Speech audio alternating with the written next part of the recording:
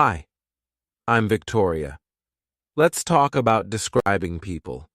Today, I'm going to help you learn 82 expressions for describing people. There are 3 different ways to describe people. One of them is to describe their appearance. I have brown hair.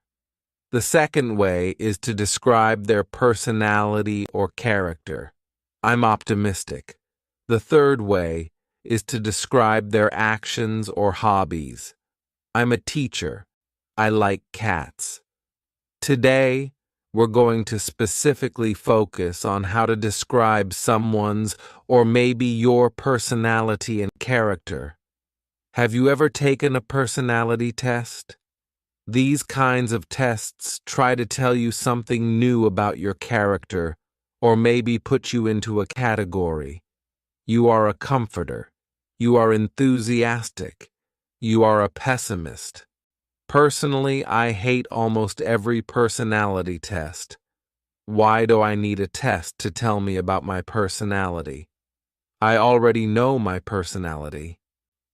You probably learned a lot about me just from that statement.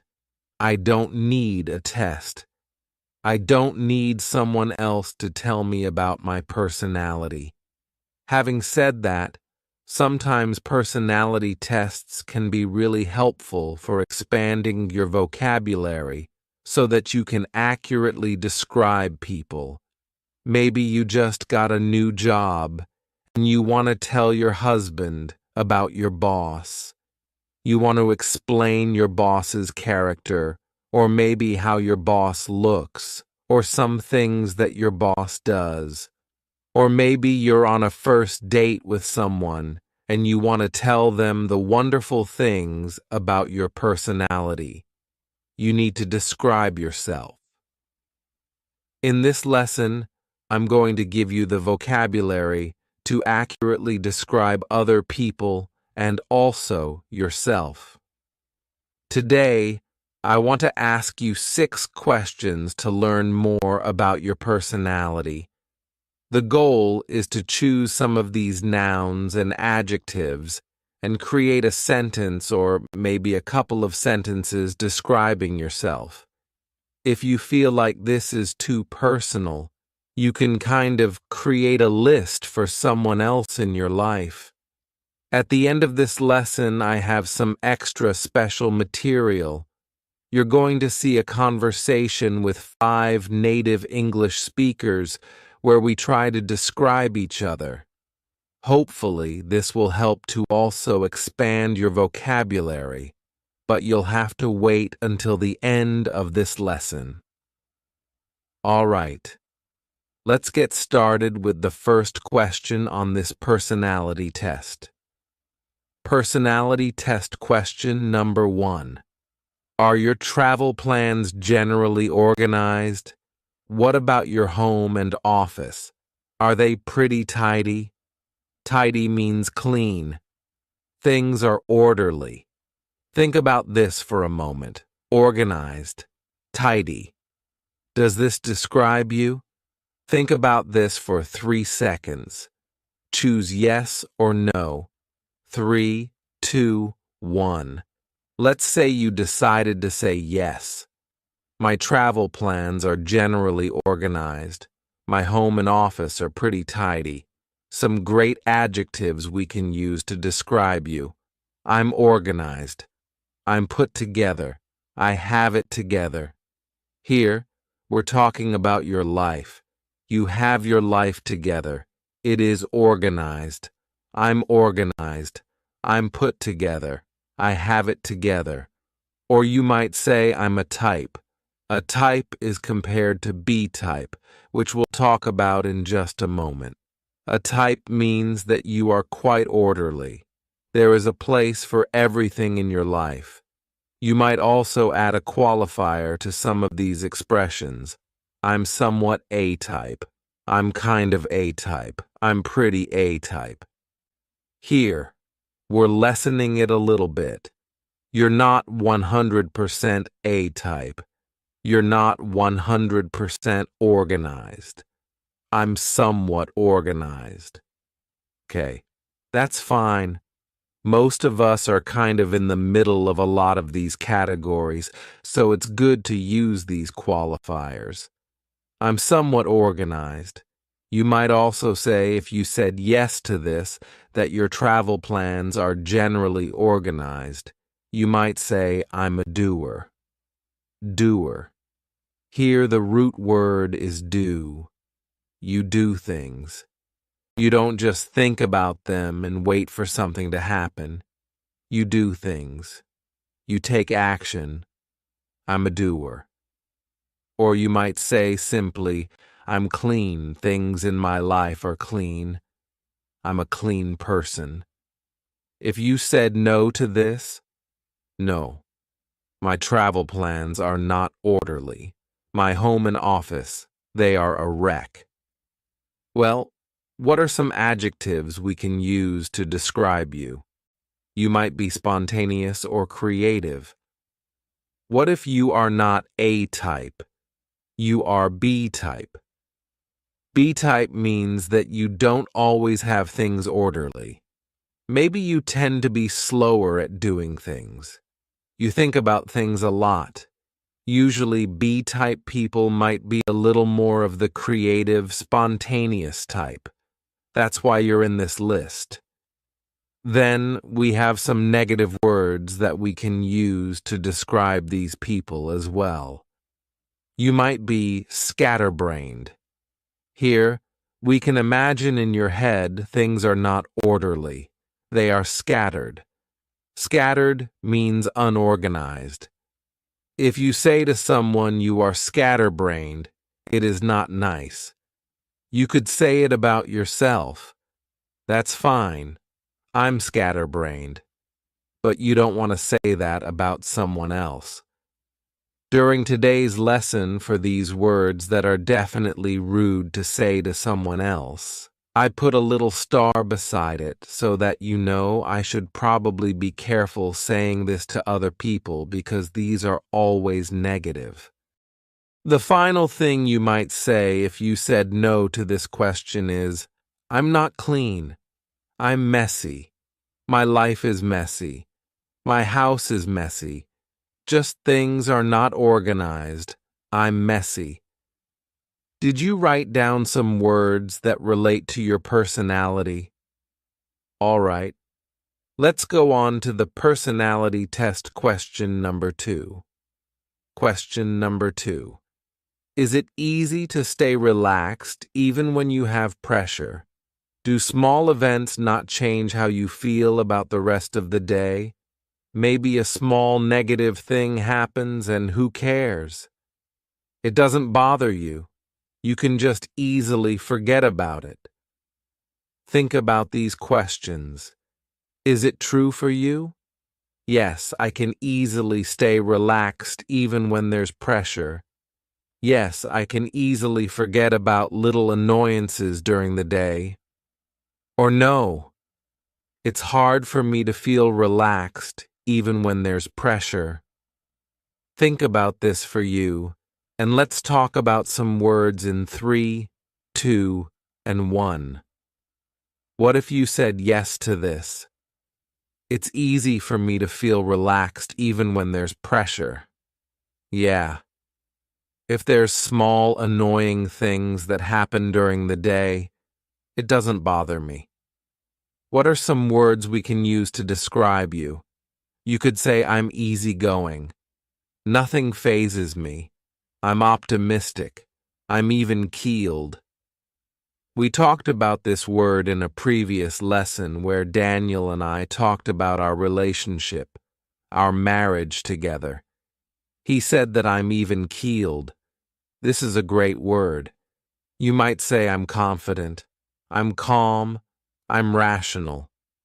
These are all things that you might use to describe you if you said, yeah, I can easily stay relaxed even when there's pressure. What about if you said no to this question? What if you said no, I don't easily feel relaxed. I'm often not relaxed. I'm often stressed. What are some words we can use to describe you? We might say, I'm sensitive. This means that things affect you easily. It's not always a negative thing. Of course, it depends on the situation. If you're applying for a high-stress job, you don't want to say I'm sensitive. It probably means you're not a good fit for the position, but this could be just to describe you personally. I'm sensitive. Or maybe you might say I'm emotional. Your emotions play a big part in your life. Another way to say emotional is moody. Moody is always a negative thing. This means you're in a good mood. You're in a bad mood, and you're swinging between those moods, and there's no rhyme or reason. That means there's no predictability. One day or one moment you feel like this, and the next day or the next moment you feel like this. You're moody. This is stronger than emotional. This is much more negative than emotional, so don't tell someone you're moody. Especially if they are moody, it won't go well. Do you know what the opposite of optimistic is? You might be pessimistic. Pessimistic means that the glass is half empty. The glass is not half full. The glass is half empty. This is an expression that means you always see maybe the negative side or what if this happens. You're always asking what if in kind of that negative way. Of course, it's good to balance being optimistic and pessimistic, but these are the two extremes. The next 5 words mean something very similar, and they're all negative. I don't recommend telling someone else that they are these things. Of course, you can say them about yourself if you would like. You might say, I'm uptight. Tight. We can kind of imagine something inside of you is maybe twisted or tight, and inside of you, you don't feel relaxed. You're uptight. Or maybe you're anxious. You can say, I'm anxious, and that describes your personality, but you might just be anxious about one thing. I'm anxious about my exam tomorrow. Okay. Maybe in general, you're not an anxious person, but you're anxious about that specific activity. That's fine. That's not really describing your personality. Every day I'm often anxious. No, it's just one specific thing, or you might be high-strung. High-strung has that same feeling of uptight, anxious, and high-strung. Or you might be a worrier. A worrier. She is a worrier. That means that she worries a lot.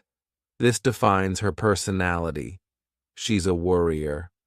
Or we might say neurotic. He's neurotic. She's neurotic. I'm neurotic. This is quite strong. You are uptight, and a lot of things bother you. Let's go on to personality test question number 3. There are actually 3 questions in one here.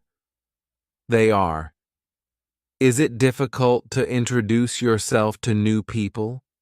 Do you feel tired after you spend time with a group of people?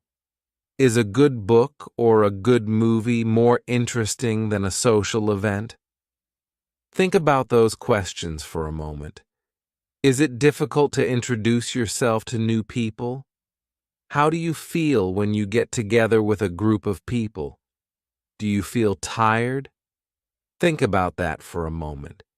If the answer is yes or no. 3, 2, 1.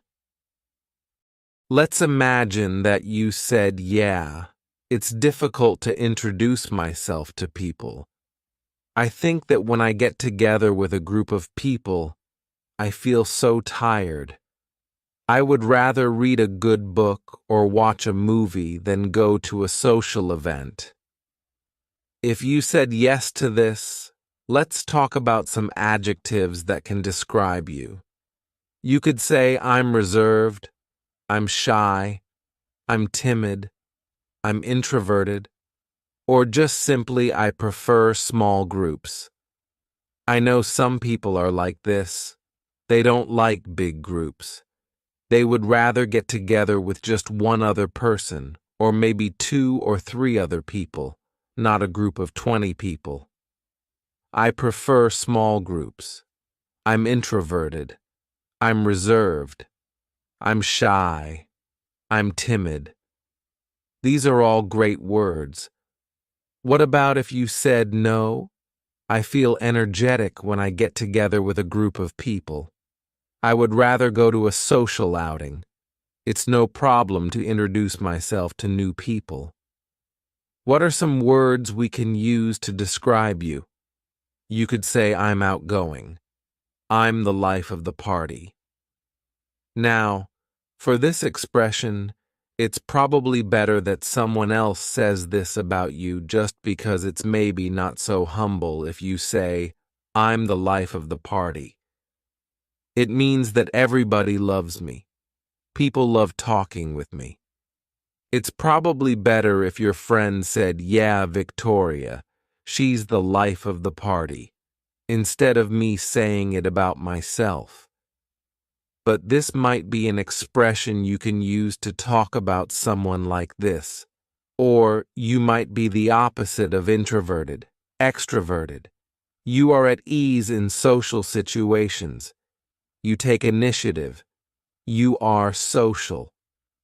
This word initiative is a beautiful word.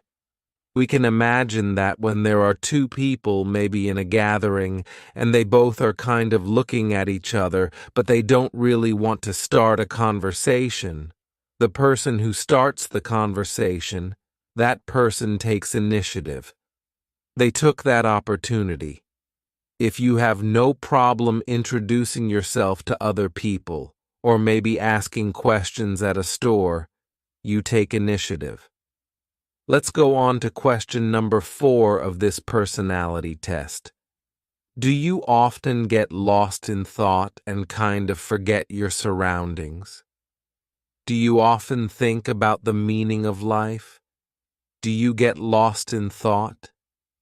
Things are going on in your head and you're thinking about those things, not the things about you. Do you often think about the meaning of life? What is life? Think about this question. Is it true for you? Is it not true for you? 3, 2, 1.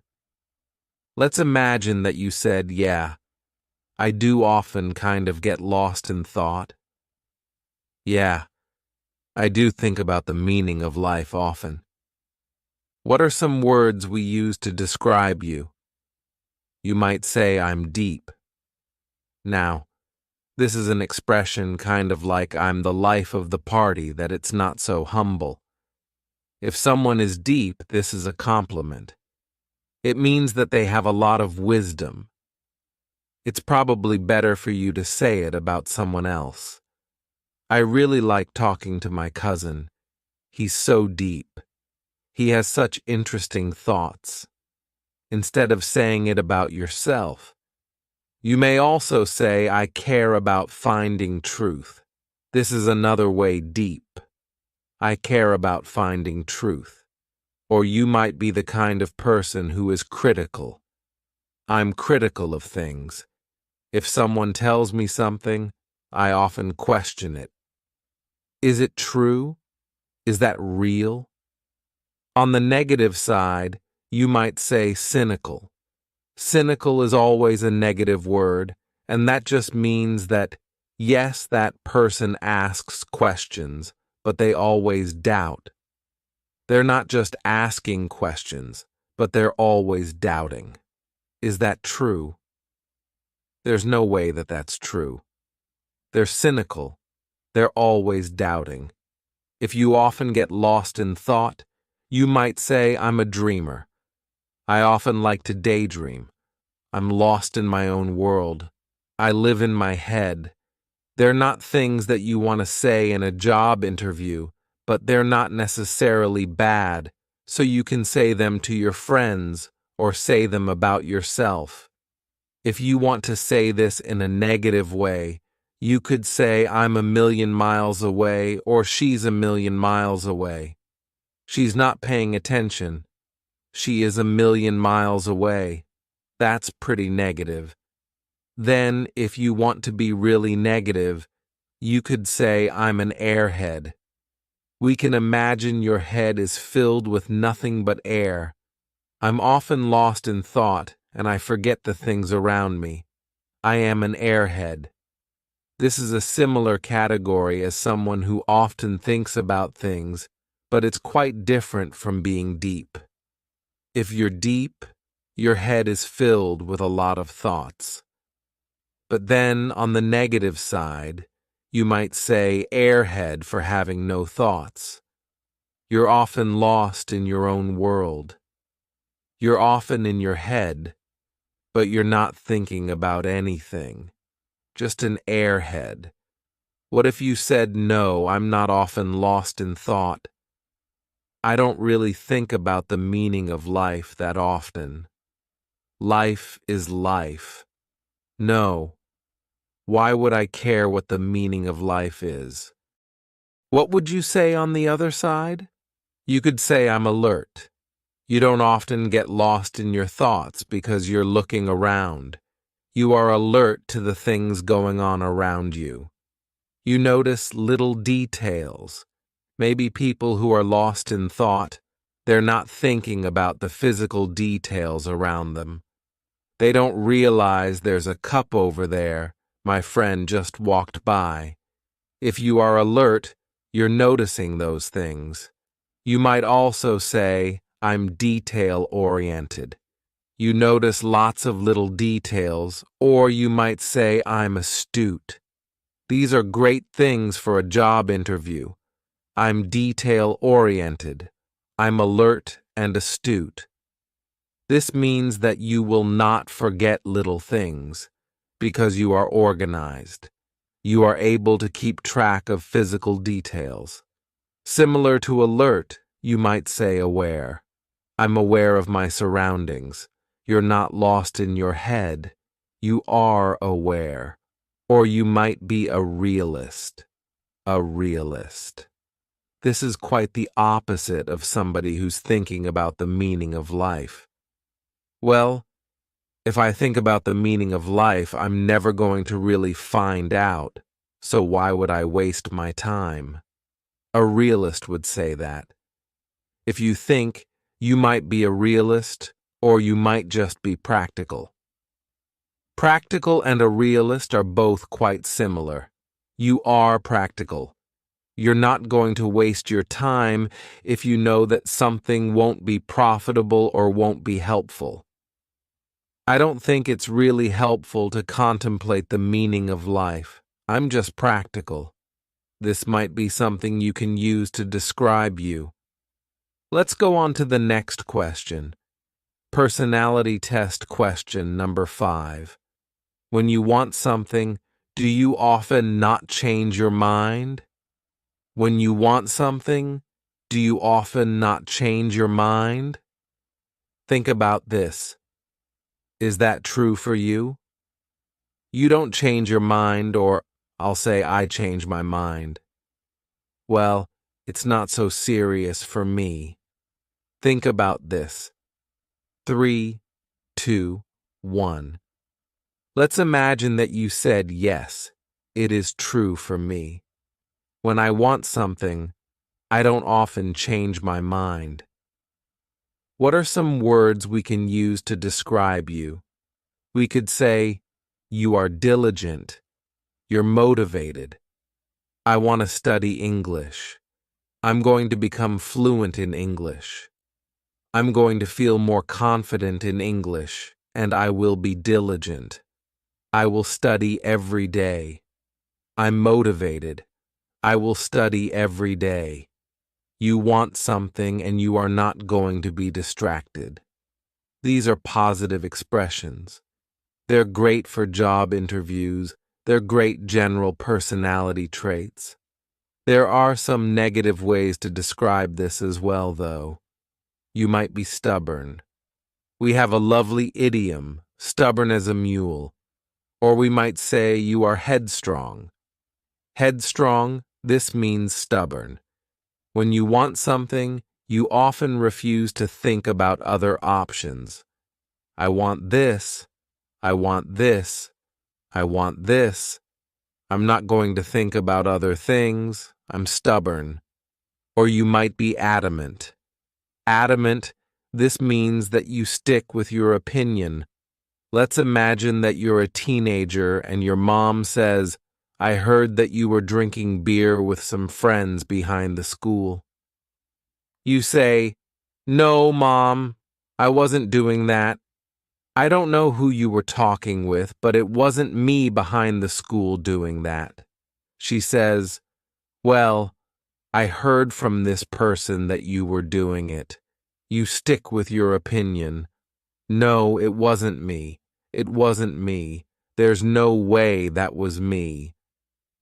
You are adamant that that person was not you. You are adamant about something. This means that you refuse to change your story about something. You are adamant. You also might be opinionated. You have opinions, and you're not really afraid to share them. This isn't necessarily a negative thing to be opinionated. Of course, if you are opinionated, if you have strong opinions, especially if these are opinions that are not shared with a lot of other people, it's great to be careful about how you present them, about how you share them with other people so that they don't think that you are pushy. Pushy is always a negative thing. If you are opinionated, you need to talk about it in a specific way so that you don't become pushy, pushing your opinions on people. You might be persistent. This is similar to adamant, but it's in a negative way. You are persistent. I wasn't drinking behind the school. That wasn't me. You are persistently keeping with the same opinion. Persistent. Or maybe you have a 3-year-old and that 3-year-old is asking for candy. I want candy. Mom, I want candy. I want candy. That 3-year-old is persistent. They are wanting it, and they're telling you again and again and again. You might hear the word bossy. I'm bossy. She's so bossy. He's bossy. This is similar to persistent. Adamant, you're telling someone, you should do this. You should do this. You do this. You do this. Like a boss, but usually if you're a good boss, you don't act like that. You're much kinder. But we use the term bossy for people who have an opinion and they're not really going to change it in this negative way. What if you said the opposite thing to this question? What if you said, actually, sometimes I do change my mind? I don't always stick with exactly what I say I want every single time. What are some other words we can use? You could say I'm flexible, I'm compliant, I'm reasonable, I'm open-minded, I'm agreeable. These are all positive things, but what if we take this to an extreme? You might say I'm submissive. This means that you never stand up for yourself. To stand up for yourself means that you have something you want and you never tell other people. You are submissive, maybe too submissive. Or we can use a great expression I often get walked on. Get walked on. If you have an opinion and you always change it depending on what other people want, we can imagine that you are like a doormat. This is the thing that you walk on to enter a house. This is you. People are always walking on you. I often get walked on. Your desires, your needs often get forgotten because you don't stand up for yourself. I often get walked on. You could say that about someone else. Yeah, He often gets walked on because he doesn't feel comfortable standing up for what he wants. He doesn't feel comfortable pushing what he wants, so he just gets walked on. Let's go to the next question. Question number 6. This is our final personality test question. When people come over to your house, when guests come to your house, do they feel comfortable? Do you go above and beyond what is necessary to take care of them? This is a great expression. Go above and beyond. Maybe it's necessary to give them a glass of water. When a guest comes to your house, you say, "Sit on the couch. Here's a glass of water." But maybe you go above and beyond. You do more than that so that your guests feel comfortable. Is that true for you? Do your guests feel comfortable? Do you do more than is necessary? Think about that for a moment. Is it true or not true for you? 3, 2, 1. Let's say that this is true for you, that you make your guests feel comfortable and you do more than is necessary. Let's talk about a lot of adjectives that we could use to describe you. You are hospitable, nice, and friendly. But here is a big warning. If you come from France, Italy, Spain, Brazil, Portugal, these romantic language countries do not, warning, warning, warning. Do not say sympathetic. You do not say he is sympathetic. She is sympathetic. This does not mean nice in English. This is a false friend, and I hear a lot of people say this. Instead, in English, we do have the word sympathetic. This means that maybe your brother lost his job, and when you go over to his house, you bring him some flowers, and you bring him a meal, and you sit down and talk with him. You talk about that difficult, hard time in his life because you are sympathetic to his difficulty. We usually have a difficult situation happening, and you didn't personally experience that difficult thing, but you feel his difficulty. You feel his pain. You are sympathetic. Here, we're using it in a completely different sense than friendly. Friendly just means you're nice. But if someone has a difficult situation, you are sympathetic to their problem. You understand. I think my brother is really sad right now. He's probably worried about the future. You are understanding his difficult times. I hope I explained this word sympathetic so that you do not use it and say, "Victoria, you're so sympathetic." No, no, no, no, no. Don't use that. What are some other words we can use? You could say, "I'm compassionate. I'm considerate. I'm generous." This means you give maybe your time or your money to other people. You could say, "I'm warm. I'm warm-hearted." This means that people feel this warm feeling when they're with you. They feel like you're such a friendly person. You could say, "I'm helpful. I'm down to earth." Down to earth is an expression that we use to mean you are relatable. People feel like your life is not so different from theirs. You often hear this word described with celebrities.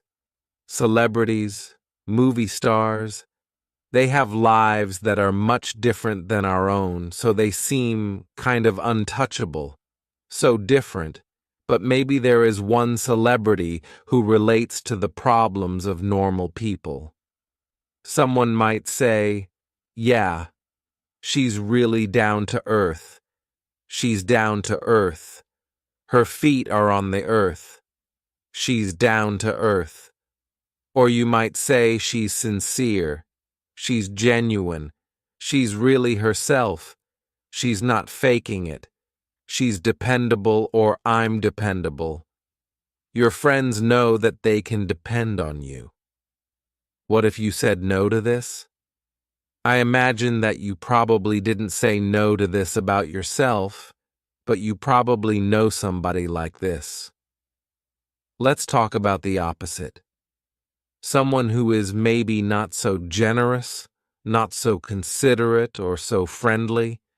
Let's talk about the opposite. Maybe you know someone who is unpleasant.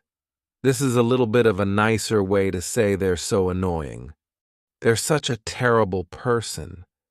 You could just say, yeah, he's kind of unpleasant. I don't really like working with him.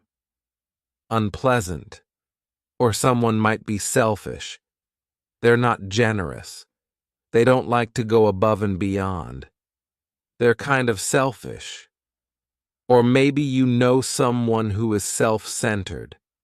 The world revolves around their life. They are self-centered. Their self is the center of the universe. They're self-centered. How did you do? How did you answer all of these 6 personality test questions? I hope you wrote down some adjectives that you can use to describe yourself. Write that sentence down in the comments. But before we go, I'd like to share some extra material with you today. You're going to see 5 native speakers. They are 3 friends, plus my husband, plus me. We are attempting to describe each other.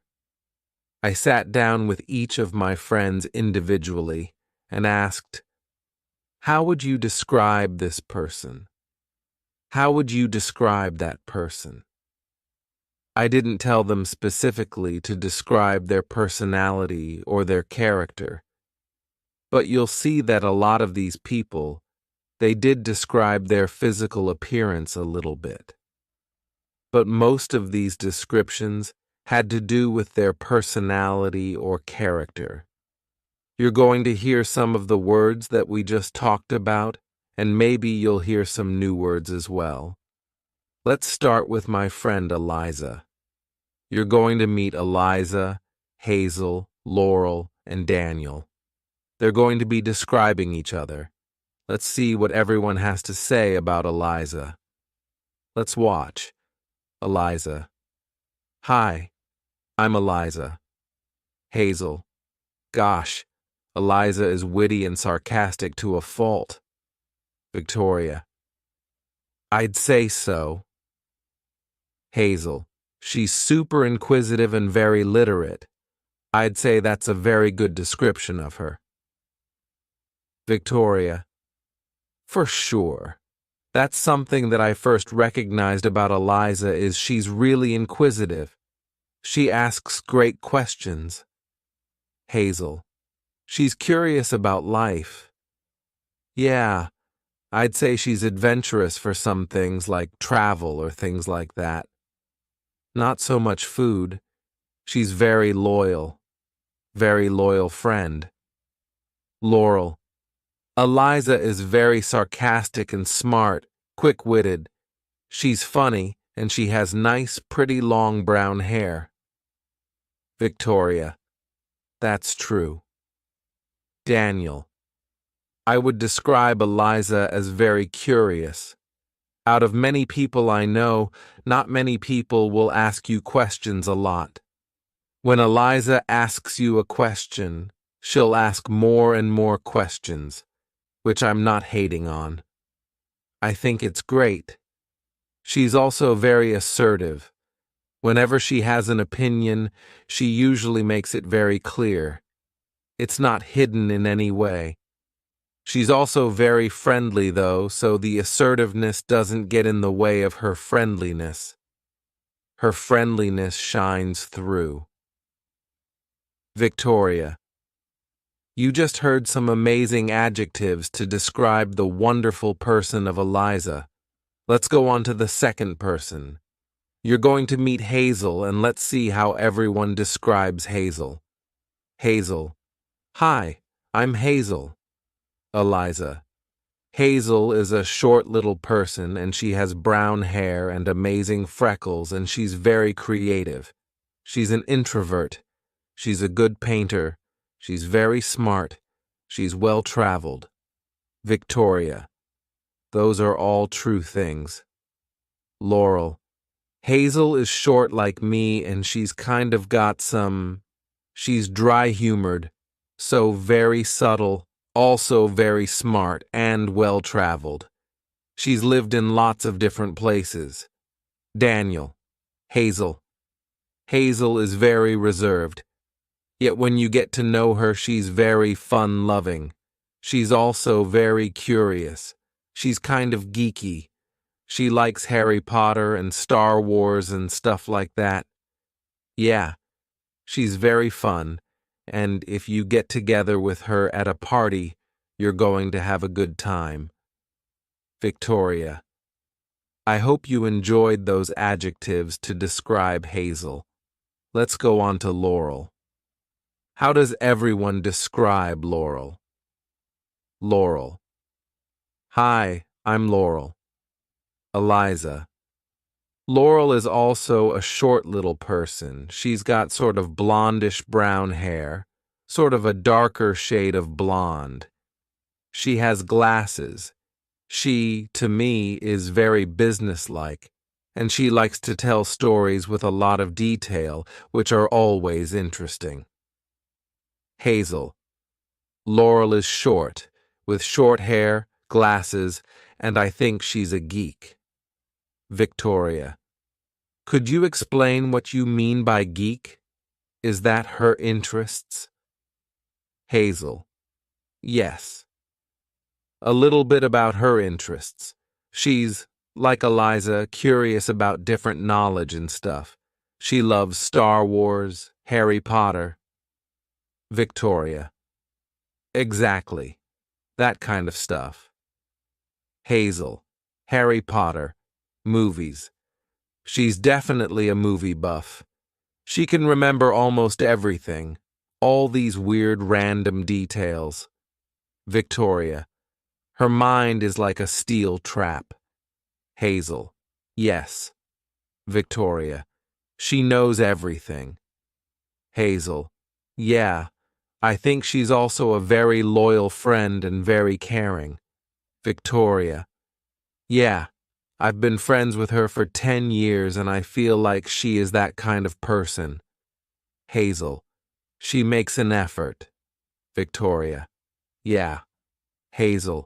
She makes an effort in her relationships, I think. Victoria. Yeah. That's a great quality. Hazel. Yeah. Very much. Daniel. Laurel. Laurel is very loyal, I would say. When she's your friend for life. She'll remember you, and she's very detail-oriented. She'll remember all the details of your relationship. I don't mean this in a bad way. I just mean there's always somebody in your life who gives all those details about your life.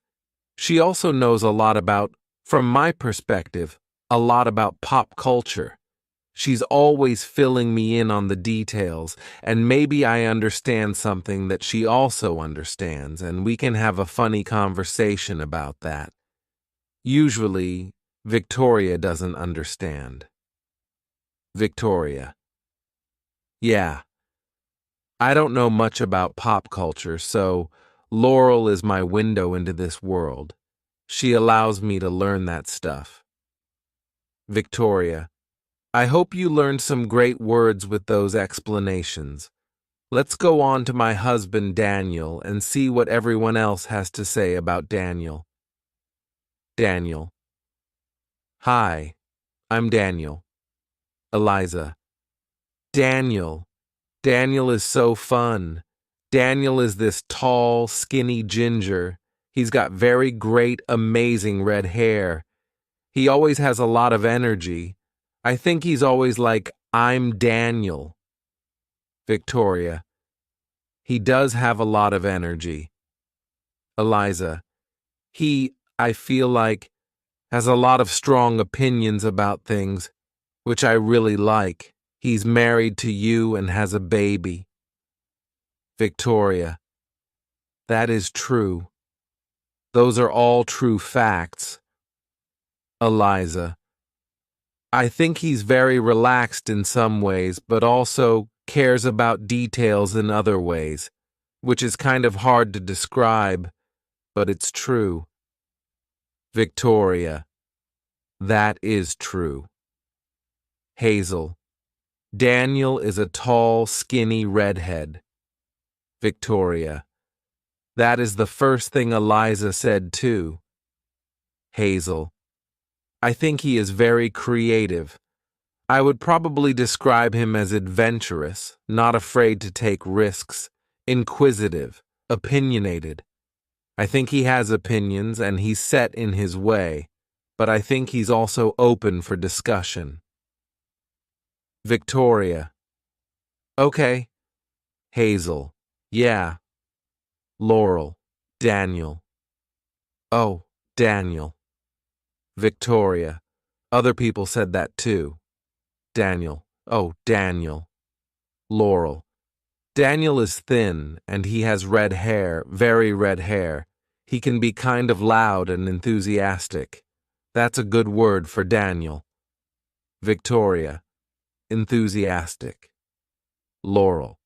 He's very intelligent too, and adventurous. He's into lots of different things and learning. He likes to learn. Victoria. Those were some great adjectives to describe Daniel. Oops, I forgot to say that my friends are also going to describe me. Here we go. Eliza. You're just so delightful. That was my first word for you. Not just because you're in the room, but because you are just delightful. Victoria. That's so nice. Eliza. You have an effervescent personality. I feel like you're very uplifting for other people. You bring a lot of joy to people.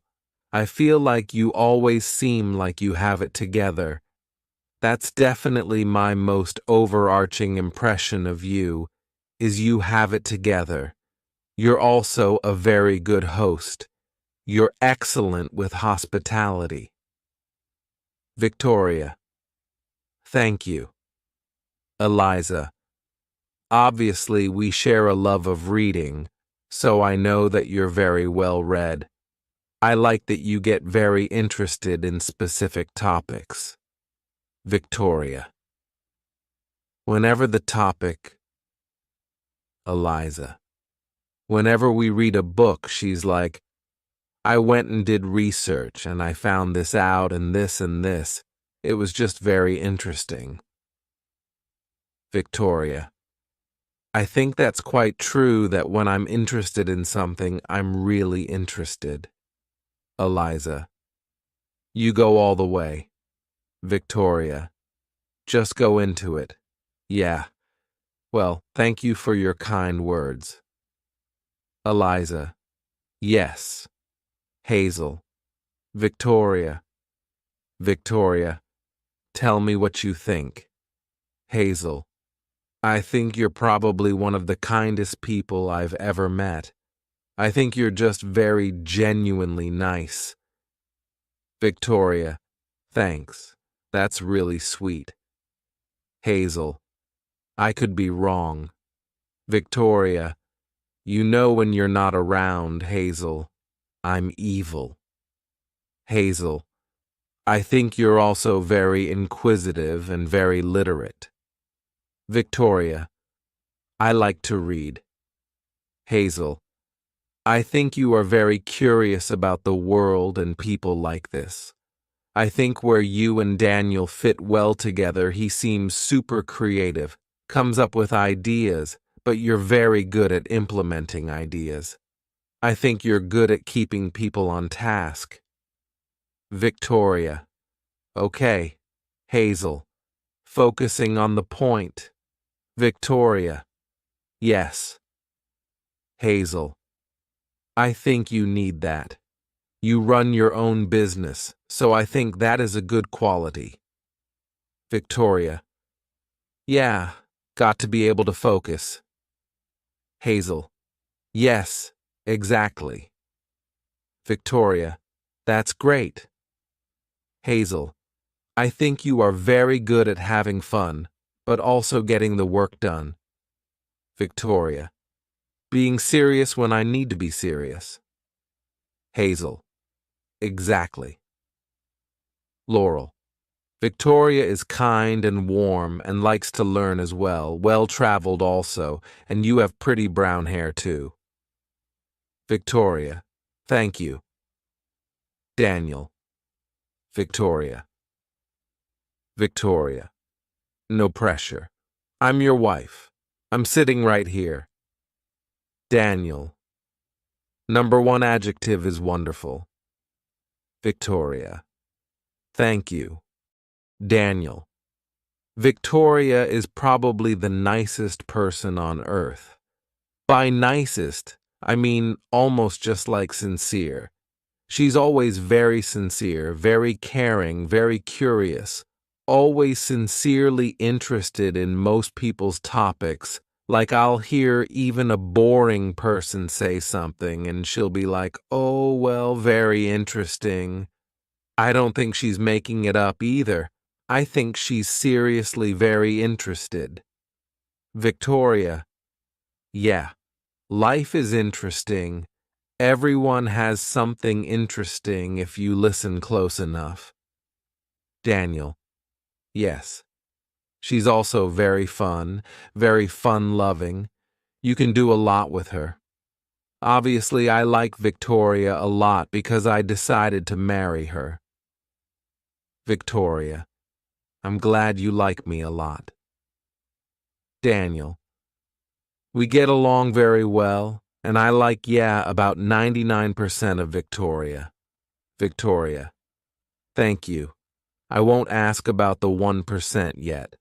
I hope you've enjoyed today's long, intense English vocabulary lesson. Now, I have a challenge for you. In the comments below this video, I want you to try to write a sentence or two or three describing yourself, or maybe describing someone else in your life. Try to fill it with these wonderful adjectives. Some of these are nouns as well, to describe yourself. It's a great way to remember them. Try to ingrain them in your memory. Thanks so much for learning English with me, and I'll see you again for a new lesson here on my YouTube channel. Bye. Don't forget to subscribe to my YouTube channel for more lessons. Thanks so much. Bye.